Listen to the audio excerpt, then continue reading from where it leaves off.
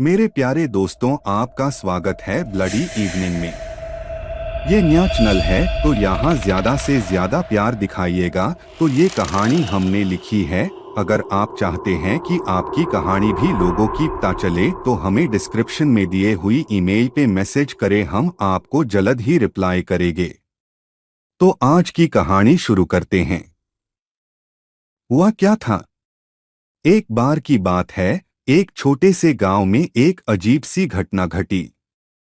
गांव के बीच में एक पुराना जर्जर सा घर था जिसे लोग भूत बंगला कहते थे। उस घर में पहले एक अमीर परिवार रहता था, लेकिन कुछ साल पहले उन सबकी मौत हो गई थी। घर खाली पड़ा रहा और धीरे धीरे उसकी हालत खराब होने लगी। एक दिन गांव में एक नया परिवार आकर रहने लगा।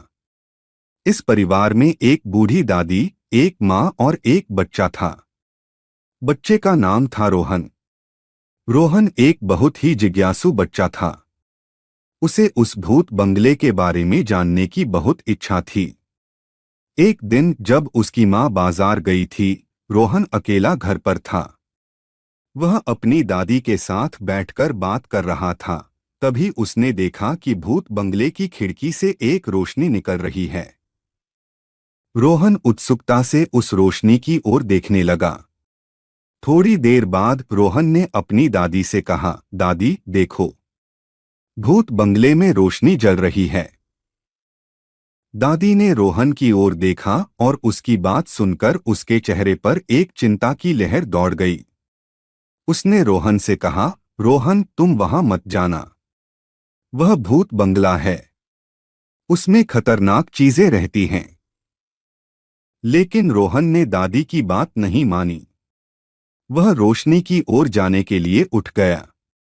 दादी ने उसे रोका, लेकिन रोहन ने उसकी बात नहीं सुनी। वह भूत बंगले के अंदर चला गया। रोहन भूत बंगले के अंदर घूमने लगा। वह हर कमरे में गया, लेकिन उसे कुछ भी नहीं मिला। अचानक रोहन को लगा कि कोई उसके पीछे है। उसने पीछे मुड़कर देखा, लेकिन वहां कुछ भी नहीं था। रोहन डर के मारे चिल्लाने लगा।